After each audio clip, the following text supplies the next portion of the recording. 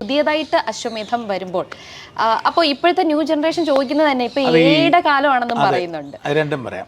ആദ്യത്തെ വ്യത്യാസവും രണ്ടാമത്തെ എയും പറയാം. അശ്വമേധത്തിനുണ്ടായിരുന്ന ഒരു കുറവ് സത്യത്തിൽ ആദ്യകാലത്തൊന്നും ഞാനും ചിന്തിച്ചിട്ടില്ല. എന്നോട് പലരും പിന്നീട് ചോദിച്ചു, വിശിഷ്യ 11 വർഷങ്ങൾക്ക് മുമ്പ് മരണം മുഖാമുഖം കണ്ട കാലത്തൊക്കെ ഞാൻ ആലോചിച്ചു പോയെന്നാണ്.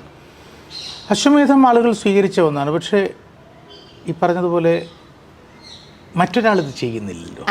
തമിഴിലും തെലുങ്കിലും ശ്രീലങ്കയിലും ഒക്കെ ഞാനാണ് ചെയ്യുന്നത്. ആ ഭാഷ പഠിക്കേണ്ടി വന്നു. കൈരളിയിലും മനുഷ്യനെന്നത് ഏത് നിമിഷവും വീണുടയാവുന്ന ഒരു കുമിള മാത്രമാണ്.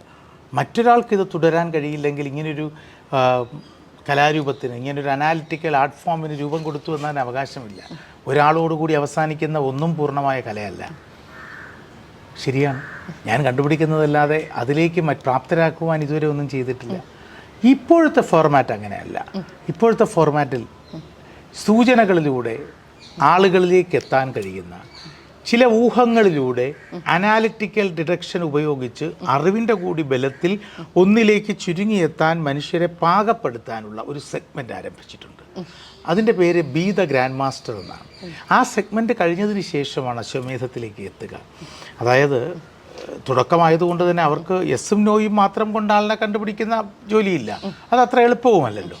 പകരം അവരെക്കുറിച്ച്, ഒരു വ്യക്തിയെക്കുറിച്ച് അല്ലെങ്കിൽ ഒരു സ്ഥലത്തെക്കുറിച്ച് നേരിട്ട് സൂചനകൾ തന്നെ പറഞ്ഞു കൊടുക്കുകയാണ്. ആ സൂചന ആരെക്കുറിച്ചാണ്? ഒന്നാമത്തെ സൂചനയിൽ തന്നെ അവർക്ക് ഗണിച്ചെടുക്കാൻ കഴിഞ്ഞാൽ ആ മിടുക്കന് 1 കോടി രൂപയ്ക്ക് വേണ്ടി അശ്വമേധം കളിക്കാം. രണ്ടാമത്തെ സൂചനയിൽ 1 ലക്ഷം, 50,000, 25,000, 10,000 എന്നിങ്ങനെ 5 നേരിട്ടുള്ള സൂചനകൾ കൊടുക്കും. അഞ്ചാമത്തെ സൂചനയിൽ ഒട്ടുമിക്ക ആളുകൾക്കും ആളുടെ മനസ്സിലാകുന്ന ഡയറക്റ്റായ സൂചനകളായിരിക്കും. അപ്പോൾ സ്വാഭാവികമായും അവരുടെയും മനസ്സ് അനാലിസിസിലൂടെ പോകുന്നു. മാത്രമല്ല, ഇതിനകത്ത് മറുവശം കൂടിയുണ്ട്. അനീഷ ഒരാളിനെ വിചാരിക്കുന്നു, അനീഷയ്ക്ക് ഈ ലോകത്തിൽ അറിയാവുന്ന ഒരേ ഒരാൾ, അല്ലെങ്കിൽ അനീഷ പഠിച്ചിട്ടുള്ള ഒരൊറ്റ ആളിനെ വിചാരിച്ച് അനീഷ അശ്വമേധം കളിക്കുന്നു. എന്നാൽ ഒരുപാട് അറിവുകളുള്ള ഒരാൾ ഒരു അശ്വമേധം കളിക്കുന്നു. അയാൾ വിചാരിച്ചത് ഞാൻ കണ്ടെത്തുകയും അനീഷ വിചാരിച്ചത് കണ്ടെത്താതിരിക്കുകയും ചെയ്യുമ്പോൾ അനീഷയ്ക്ക് സമ്മാനം കിട്ടുന്നു, മിടുക്കനായ അയാൾക്ക് സമ്മാനം കിട്ടുന്നില്ല. അതെന്താ അതിൻ്റെ റിസൾട്ട്? അപ്പോൾ ഒരാളിനെ മാത്രം വിചാരിച്ചുകൊണ്ട് വരുന്ന ഒരാളിന് മാത്രം സമ്മാനം കിട്ടുന്നതല്ല.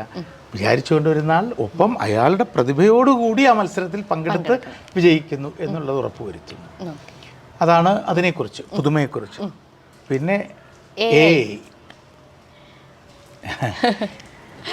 ഈ എനിക്ക് തോന്നുന്നു ഒരു പേര് ഞാൻ അക്കിനേറ്റർ എന്നൊക്കെ അശ്വമേധം തുടങ്ങിക്കഴിഞ്ഞ കുറച്ച് വർഷങ്ങൾ കഴിഞ്ഞപ്പോൾ പ്രവാസികൾക്കിടയിലൊക്കെ അക്കിനേറ്റർ എന്നൊക്കെ പറഞ്ഞൊരു കമ്പ്യൂട്ടർ ഗെയിമൊക്കെ ഉണ്ടായിരുന്നു. ഇപ്പോഴും ഉണ്ടെന്ന് തോന്നുന്നു. ചില കുട്ടികളെ കളിക്കാറുണ്ട്. പഴയ ടോം, ഡിക്ക് ആൻഡ് ഹാരി പോലെ. അത് മനുഷ്യനിർമ്മിതമാണ്. ഏത് അതിന് പരിമിതിയുണ്ട്, അതിന് സുനിശ്ചിതത്വമുണ്ട്. ഉദാഹരണത്തിന് സച്ചിൻ തെണ്ടുൽക്കർ ആണ് അനീഷയുടെ മനസ്സിൽ വിചാരിച്ച പേരെന്നിരിക്കട്ടെ. അനീഷയുടെ മനസ്സിൽ സച്ചിൻ തെണ്ടുൽക്കർ എന്ന പേര് വിചാരിച്ച അനീഷ എയോട് മത്സരത്തിലേർപ്പെട്ടാൽ AI ആ ഉത്തരം കണ്ടെത്തുമെന്നുള്ളത് 100% ഉറപ്പാണ്. അനീഷ മനസ്സിൽ വിചാരിക്കുന്ന പേര് 14 വയസ്സുകാരിയായ മകൾ ക്രൂരമായി പീഡിപ്പിക്കപ്പെട്ടപ്പോൾ ആ പീഡകരെ സ്വന്തം കൈത്തോക്ക് കൊണ്ട് കൊല ചെയ്ത് അത്തരത്തിലുള്ള ഒരു വാർത്തയിലൂടെ പ്രാധാന്യം നേടിയ ശങ്കരനാരായണൻ എന്നൊരാളുടെ പേരാണ്. അപ്രൂവ് ചെയ്തൊരു പേരാണ്, കണ്ടുപിടിച്ചതാണ്. ഒരു AIക്കും ആ പേര് കണ്ടെത്താൻ കഴിയില്ല. കാരണം അത് AIയിൽ സ്റ്റോർഡ് അല്ല. ഞാൻ പറഞ്ഞത് മനസ്സിലായില്ലേ? അശ്വമേധത്തിൽ ചിലപ്പോൾ അനീഷ സച്ചിൻ്റെ പേര് വിചാരിച്ചാലും ഞാൻ കണ്ടെത്തിയില്ല എന്ന് വരാം. കാരണം എൻ്റെ മനസ്സിൽ സച്ചിൻ എന്നും വിചാരിക്കില്ല, അതുകൊണ്ട് അത് ചിന്തിക്കേണ്ട എന്നൊരു മുൻധാരണ മതി സച്ചിൻ ആണ് എന്ന് പറയാതിരിക്കാൻ. പക്ഷേ ശങ്കരനാരായണനിലേക്ക് എത്താൻ എൻ്റെ ചിന്തയ്ക്ക് കഴിയുകയും ചെയ്യും. കാരണം കമ്പ്യൂട്ടറിന് അസാധ്യമായ രീതിയിൽ ചിന്തിക്കാൻ മനുഷ്യർക്ക് കഴിയും. എന്നാൽ കമ്പ്യൂട്ടറിനുള്ള നിശ്ചിതത്വം, ഒരു സ്റ്റീരിയോ ടൈപ്പായ ഉറപ്പ് മനുഷ്യർക്കില്ലതാനും. അതുകൊണ്ട് തന്നെ അൺപ്രഡിക്റ്റബിലിറ്റി അഥവാ അനിശ്ചിതത്വത്തിൻ്റെ വൈജ്ഞാനിക വിനോദം എന്നുള്ളതാണ് അശ്വമേധത്തിൻ്റെ ഏറ്റവും വലിയ പ്രത്യേകത. നിങ്ങൾ എന്തുകൊണ്ടാണ് ഒരു 2020 ക്രിക്കറ്റ് കാണുന്നത്, അല്ലെങ്കിൽ ഒരു ഏകദിന ക്രിക്കറ്റ് മത്സരം നിങ്ങൾ കാണുന്നത് എന്ന ചോദ്യത്തിന് ഒരു ഉത്തരമേ ഉള്ളൂ. ആ ചോദ്യത്തിനുള്ള ആ ഉത്തരം ഇതാണ്: അടുത്ത നിമിഷം എന്താണ് സംഭവിക്കുക എന്ന് മുൻകൂട്ടി ഉറപ്പിക്കാൻ കഴിയാത്തതാണ് കലയും വിനോദവും. കമ്പ്യൂട്ടറിൽ മുൻകൂട്ടി അടുത്ത നിമിഷം സംഭവിക്കുന്നത് ഉറപ്പിക്കാൻ കഴിയുന്ന ഒന്നാണ്. AI സംബന്ധിച്ചിടത്തോളം AI വിജയവും പരാജയവും ഞാൻ ഈ പറഞ്ഞതുപോലെ വൈകാരികമായ ഒന്നിനെ AI കണ്ടെത്താൻ കഴിയില്ല. എണ്ണമറ്റ മലയാള കവികൾക്കിടയിൽ കുഞ്ചുപിള്ളയുടെ പേര് വിചാരിച്ചാൽ AI കണ്ടെത്താൻ കഴിയില്ല. എന്നാൽ മനുഷ്യന് കണ്ടെത്താൻ കഴിയും കവിതയെ സ്നേഹിക്കുന്ന ഒരാളിന്.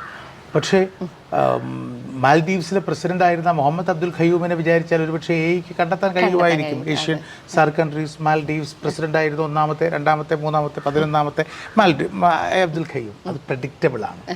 അൺപ്രഡിക്റ്റബിലിറ്റി, അപ്രവചനീയ സ്വഭാവം, അതാണ് കല എങ്കിൽ അശ്വമേധം ഉറപ്പ് തരുന്നത് ഇതാണ്. അതുകൊണ്ടാണല്ലോ ഇതൊരു യന്ത്രത്തിൻ്റെ കളിയല്ല.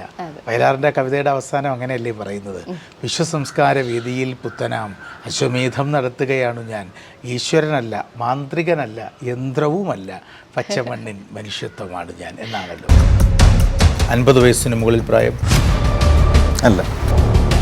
2000-ന് ശേഷമാണോ മരിച്ചത്? സത്യത്തിൽ ഈ ഒരു ചോദ്യത്തിലാണ് എനിക്കൊരു ആശ്വാസം അല്ല ലഭിച്ചിട്ടുണ്ട്. താങ്കൾ വിചാരിച്ച വ്യക്തിയുടെ പ്രശസ്തിക്ക് കാരണമായ ദുരന്തം നന്നായിട്ട് അഭിനയിക്കുന്നു അല്ലേ? അടുത്ത ചോദ്യത്തിൽ നേരിട്ട് ഞാൻ ഉത്തരത്തിലേക്കുള്ള ലീഡ് കണ്ടെത്തിയാൽ താങ്കൾക്ക് എന്നോട് പരിഭവം ഉണ്ടാവും. ഏഷ്യൻ അല്ല. വിജ്ഞാനം പകരുന്ന വിനോദ പരിപാടി വീണ്ടും എത്തുന്നു. വിശ്വസംസ്കാര വേദിയിൽ പുത്തനാം അശ്വമേധം നടത്തുകയാണു ഞാൻ, ഈശ്വരനല്ല, മാന്ത്രികനല്ല, പച്ചമണ്ണിൻ മനുഷ്യത്വമാണ് ഞാൻ. 2024 സെപ്റ്റംബർ 23 തിങ്കൾ മുതൽ വ്യാഴം വരെ രാത്രി 9:30 അശ്വമേധം നമ്മുടെ സ്വന്തം കൈരളി TV-യിൽ.